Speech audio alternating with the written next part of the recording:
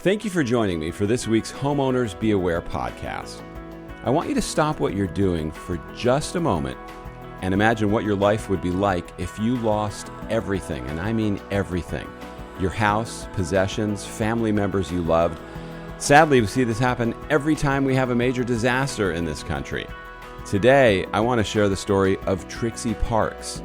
Trixie and her father lived across from the beach in Fort Myers Beach, Florida.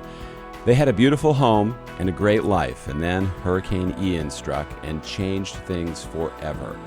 As you celebrate this holiday season with your family and friends, I hope you'll take 30 minutes to hear Trixie's story. I'm George Siegal, and this is Homeowners Be Aware, the podcast that teaches you everything you need to know about being a homeowner. Trixie, thank you so much for joining me today. Oh my gosh, thank you for having me. Always nice to see you. Yes, it's our second time getting together. I interviewed you recently for the documentary film we're making, Built to Last, Buyer Beware. Sadly, you were a tragic story from Hurricane Ian in Fort Myers Beach. Tell us about what happened to you.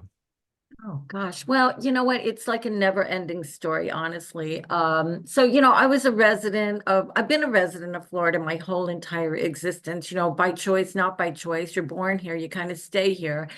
And so I've lived on the East Coast, and then when I moved over to the West Coast, I've been here for, 20 something years. And we had a home and a business right on Fort Myers Beach. Everything was, just going as supposed to be going, the way you just live your life and you don't think about anything. And then September 28th came, Hurricane Ian, and everything is gone. My whole entire existence is somewhere in the Gulf of Mexico, I guess. So, it was the first time in my life living in Florida that I actually lost everything. Yeah, it's pretty horrible what we saw down there. Now, the house with the location where your home was, it's actually across the street from the beach, but that doesn't stop the water from getting to your house, does it? Yeah. So, I mean, you think, okay, so that's a great way to put it, because there was really truly no rhyme or reason, and there isn't, to any kind of weather disaster. Don't even try to make sense of it. Don't even try to say, well, if I move here, I'll be okay. If I move there, we're across the street from the beach, and we had, I think, something like 15 to 18 foot storm surges. I had a home up on, high level, and it gutted me all the way through to the top level, gutted me through. And the house across the street on the water also was gutted, but still standing. And then the one next, I mean, there's no rhyme or reason to it. Yes, I got devastated, definitely 100% devastated. Was your house elevated at all, or was it slab on grade? It was elevated. It was on concrete pilings.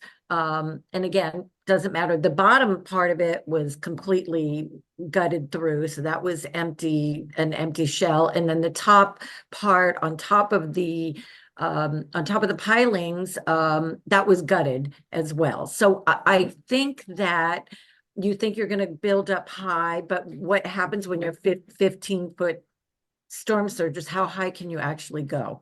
How high can you go? I don't know. So, I mean, I guess between the wind, the water, maybe a tornado, who knows what happened? It all just kind of came together. It was a complete weather disaster. That's all I can call it. So, In looking at what your house used to be when it was there, is there any way you think it could have been built that would have survived this? Is it because it was older? Can you look at it now and go, wow, if we had had this so many feet into the ground and it had been elevated to this code, that maybe we would still have a home? that's great. That's a great question. And again, I go back to thinking about things like that. If we would have done something different, I can't say. First of all, I'm not a builder. I'm just a person who, oh wow, Hmm. That's actually, I had no choice to live there. That my family lived there. So Oh, I'm sorry, my dog is barking. No, that's So, okay. We can edit that part out. Don't yeah, we'll worry. edit. I'm sorry, he's being annoying. So, No okay. problem. So having a choice. So if I look at the guy next door and he built a house, um, because built onto his house. So he had like a regular kind of beach house, and then he started building concrete and concrete. He still has his house, but he's still, got gutted underneath. So part of his house is gone, part of it is there. Um, are codes different? I don't know. Do people really know? Like, I mean, can a human being know what is going to be? I'm no expert. I just experienced a hurricane. I'm no expert. I don't know. I can tell you, living in Florida my whole life, the progression of where I lived before and where I live now, and the differences in how I experienced hurricanes. I experienced hurricanes my whole life. So yeah. Yeah, I mean, I'm not an expert either. I can tell you that what experts do tell me is that newer structures and structures built for the hazard in the area tend to survive better, but that doesn't help clearly when you have an older structure like that. Now, your situation also brought into play your father was older.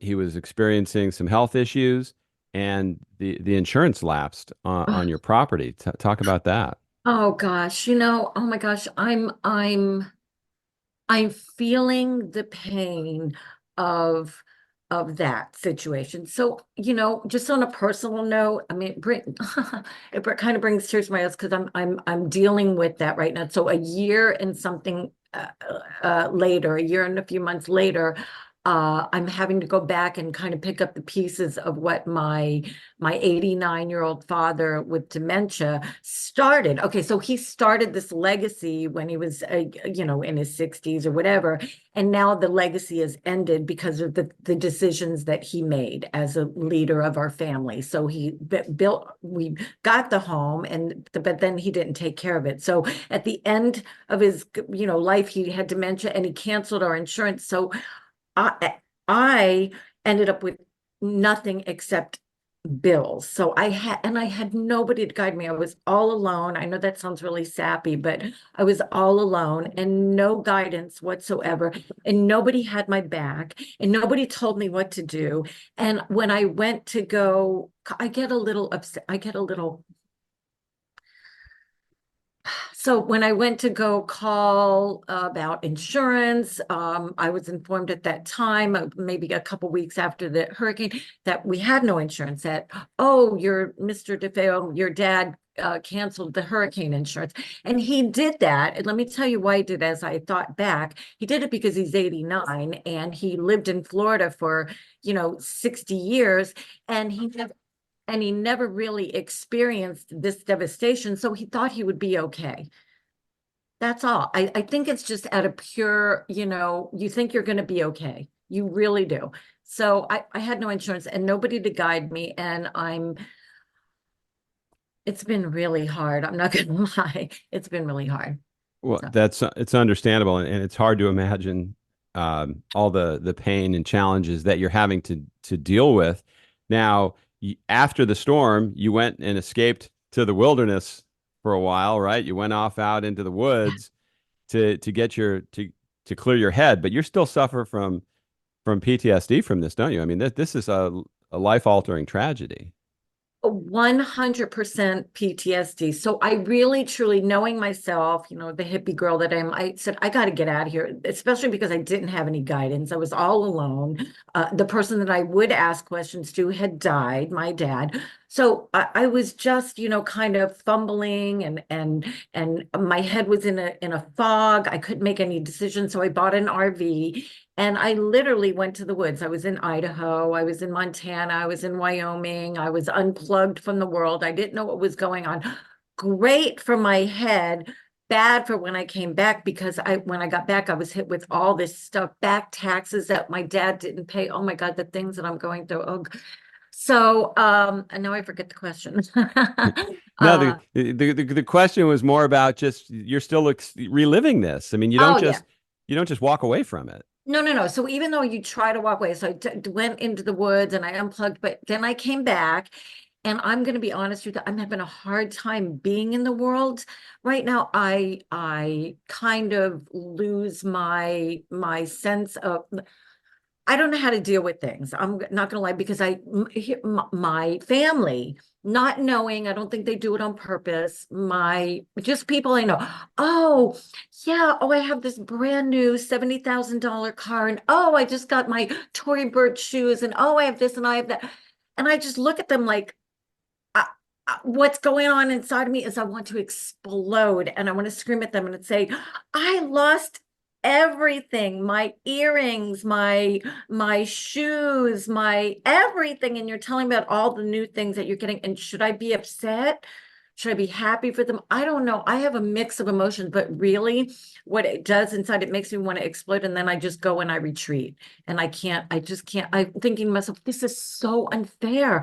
Why am I going through this? It's so like, do you people not understand what this feels like? So yeah, I relive it consistently. And part of that is I just hide. And I don't think that's a good idea either. So, Well, I think that whatever coping mechanism you need to use, it's kind of hard to question it when you look at something like that. And a common theme in everybody that I've interviewed after a disaster that lost everything, there's just that feeling. Describe what that feeling is like when you wake up with nothing. nothing.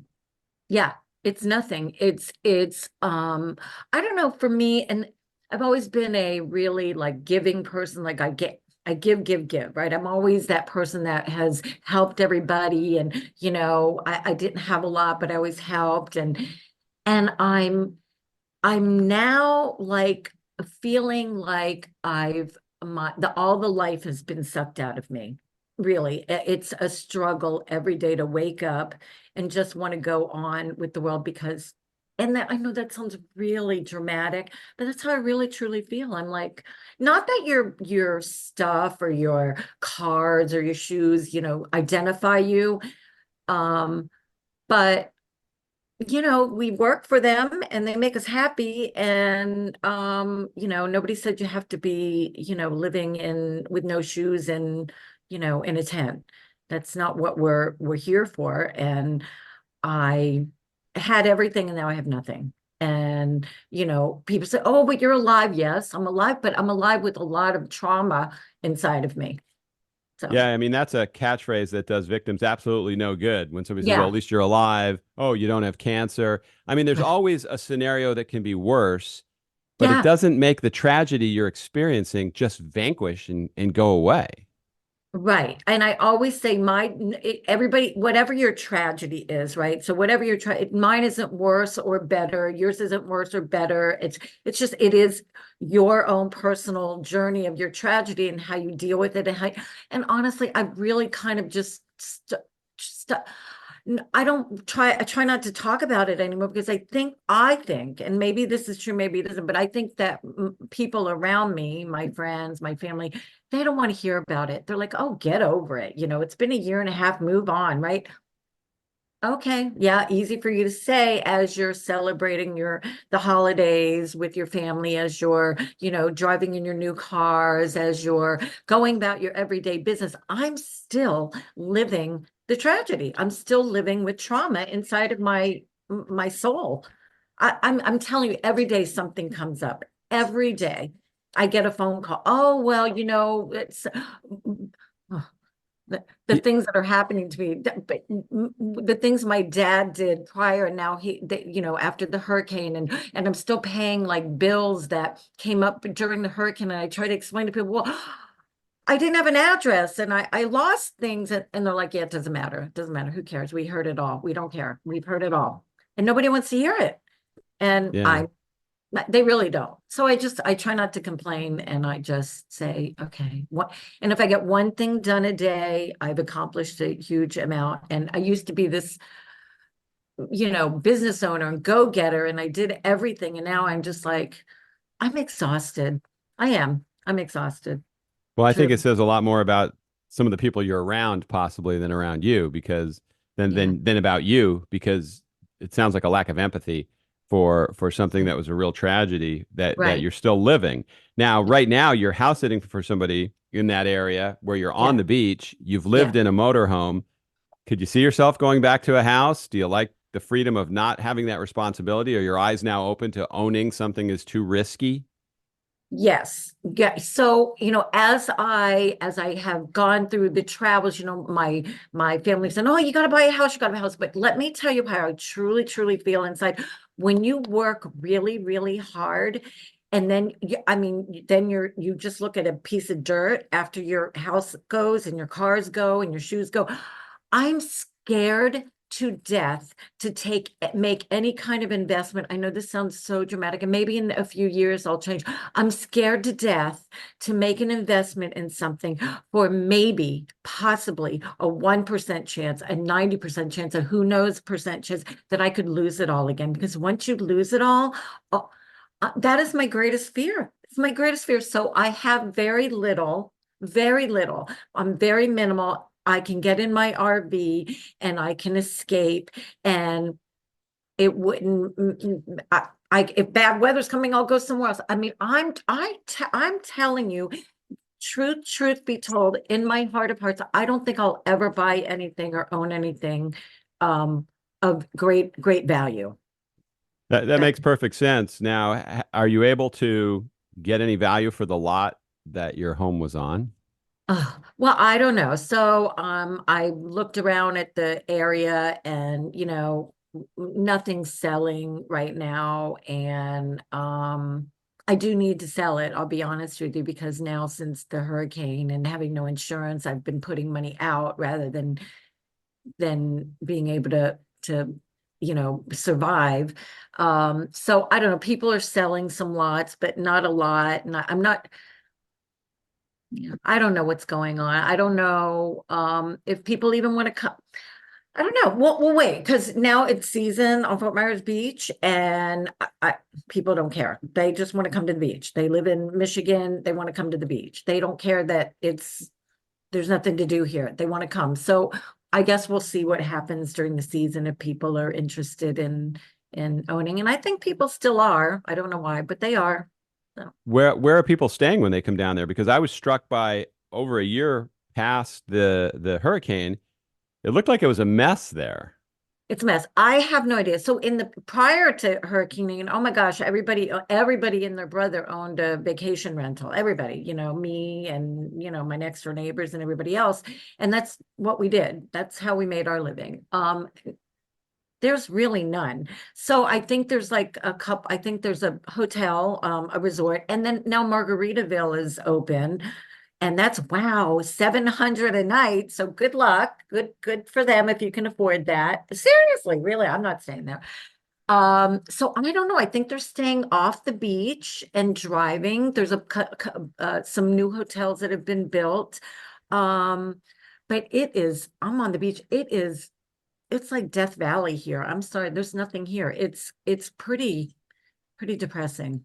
Yeah. Are they giving you any sense of in the community how long they think it will take for everything to get back up to speed? I know it took several years in Mexico Beach, in the panhandle of Florida. Do they give people a sense of, wow, this is a 10-year project, this is a 5-year project? What do you Uh, hear? you hear different things from different people. There's condos that I know people live in, and they're not able to get into them until next winter 2024. So 2 years of waiting, and that's a maybe. There's nothing guaranteed. So not there, we're not having a guarantee of, okay, on January 15th everything's going to be in this shape. Nobody knows, because people are coming in, and I mean, there's constant workers constantly, you see the electricians and you see the plumbers and you see the construction workers, and there is stuff going on, but then in certain areas, there's just nothing. There's still the dead, gutted building that's for sale, the gutted, church. And can I tell you, I don't know. I really don't know. I mean, I know from just like what you said from Mexico Beach and all, sometimes it takes 5 to 10 years. So, Now, I really don't know how to describe this to people, but I'm sure a lot of people can relate to this. If you're in Fort Myers, where all the strip malls are and all the hotels and everything, life looks like it's normal. But then you drive down to Fort Myers Beach and it's a war zone down there. It's a war zone. It is. Yeah. And I think that, you know what has happened? You're right. So people are coming to, it's not the old Fort Myers Beach that they knew when they'd come over the bridge and, oh, there was all this life and it's nothing like that. All you see is, sand and which is great, but dead trees and broken buildings and gutted buildings. And personally, if it were me and I didn't have to be here, this would be the last place I'd want to come. I'll be really honest with you. But they don't seem to care. I don't know. They're driving. They come over. So I think they're staying over the bridge. They're coming. They're spending the day on the beach, la, la, la, and then going back. But there's nothing here. There's a little area in Times Square, they call it, with a couple of, what do you call them? Food trucks, Margaritaville, and that's pretty much it. And all these people, I'm sorry, it makes me ill. I'm an owner and they're driving here and they're gawking and they're driving 5 miles an hour to look at all the devastation that we lived in. And that triggers my PTSD like you would not believe. When I'm walking and I'm seeing people and they're still doing it, literally 5 miles an hour, looking at our homes, our death, what we experience. And then I'm triggered all over again. So the triggering of the PTSD happens pretty much every day for me. Yeah, yeah, no, that happens all the time after a disaster. Now, we do want to give a shout out to the businesses that are there that are working. There's a great little coffee place down the street from you that I had some coffee at, and then there's a yacht club area further down the road that we had an amazing lunch there. So there are businesses that are working Yes. that if you're down there, it's great to support them. Yes. Oh yeah, you did. I think you went over You told us to go there. It was great. Yes, and it was bustling, right? Yeah, it was, and the food was wonderful. It was I'm great. so glad. Yeah, yeah. So we love that. I mean, that's like a local Yoko place too. So we're happy that there's a place like that. So so we're happy that there's a place like that, and I'm glad that you experienced that. And in my heart, do I want the old life back up? Yeah, of course, we all do. We all do. We want to go. I was a frequent flyer of that restaurant when it was somewhere else. I don't know. It's going to be different. It's just going to be different. And I wasn't the person that was visiting. I was a working person here. So I didn't always do all the vacation things that everybody does. I just wanted to go to my little local restaurant, have my mimosas on Sunday, meet my friends and be done, and then go back to work. So, Yeah. I don't know what it's going to be. And now I can't do any of those things. So anything that I do is off of Fort Myers Beach. And, luckily things are happening out there, but the beach, I'm not so sure.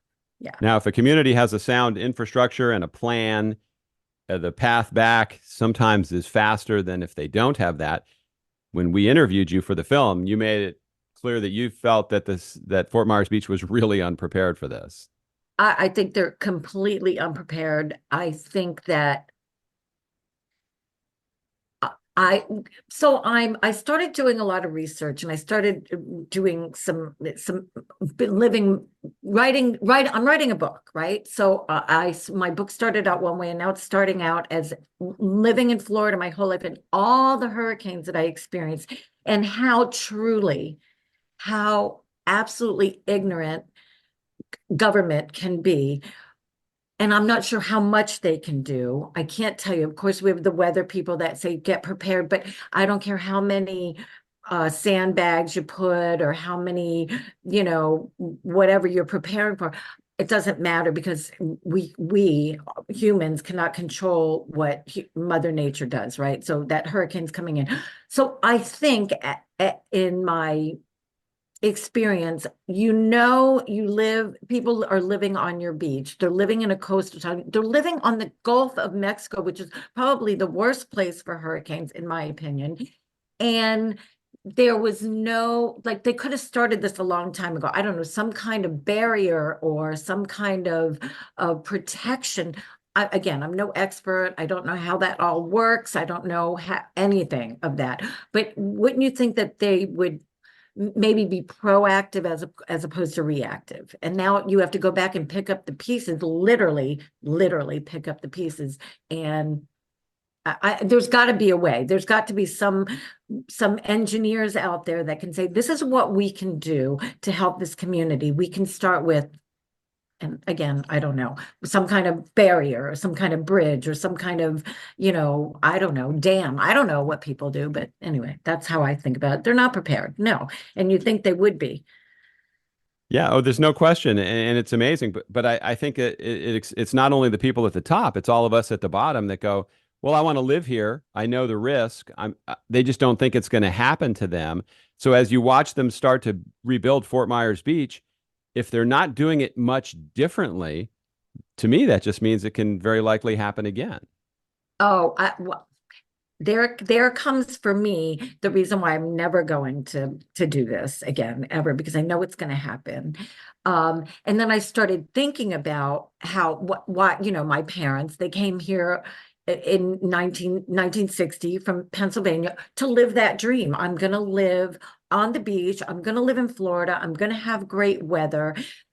I don't know at that point, because I can't ask them, if they really thought about what the risks were. I mean, you hear about hurricanes, and honestly, I think they've gotten worse. They're getting worse and worse and worse and worse over the years. They're getting worse. I lived through them to Cat 2s, Cat 3s. Now all of a sudden a Cat 5 is coming, and they're coming more often.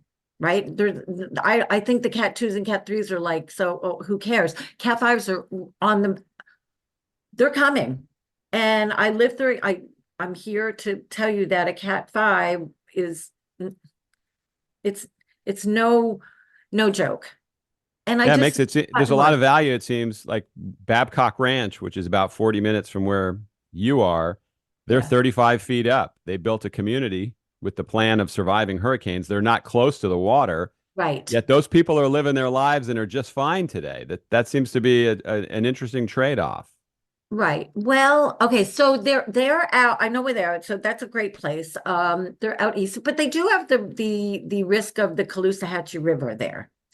So I'm not sure where that is in location to them, but out in that east area is I don't think they're close to that, but a lot of people out there in the east, they have the Caloosahatchee River that does surge. Yeah, they have a plan there for getting water out of the community, and it seems to have been very effective in the hurricane. The point is, at least they're trying to do something, and Yes. it appears to be very effective. Looking at what happened in Fort Myers Beach, it's hard to say to somebody, go live by the water. I think that I'm just gonna say, I just think people truly, they get blinded by their dreams, by their hopes, by this person who's lived in the cold winter forever and ever in Michigan or Minnesota or Wisconsin. And even though, and let me tell you, they have no clue, because I had renters from Wisconsin, and right after the hurricane, they're like, okay, well, can we come down? And I'm like, you have no clue. There's nothing there. And I would start getting like angry, like, you have no clue. And I think those people would still come, and they would still want to live on the beach if they could buy something or get something not a lot of money, or they thought it was a great investment. I think they would still do it. I think they would still take their chances, because we always say it's not going to happen to me. It's not going to happen to me. People say it all the time, right? It's not going to happen to me. That's a once in a lifetime thing.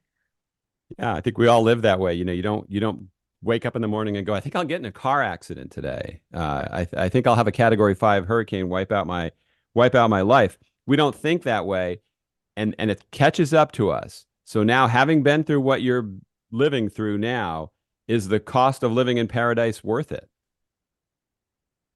I don't think so at all. I think that, oh my gosh, there's so many other places you could live, really. So beautiful. I've seen the country and there's some amazing places. You want water, you can have water, but you can do it in a by a lake, right? How about a lake? Lakes are nice. Um, so I don't think so. I think that what people are selling land for here and what people are doing, good luck.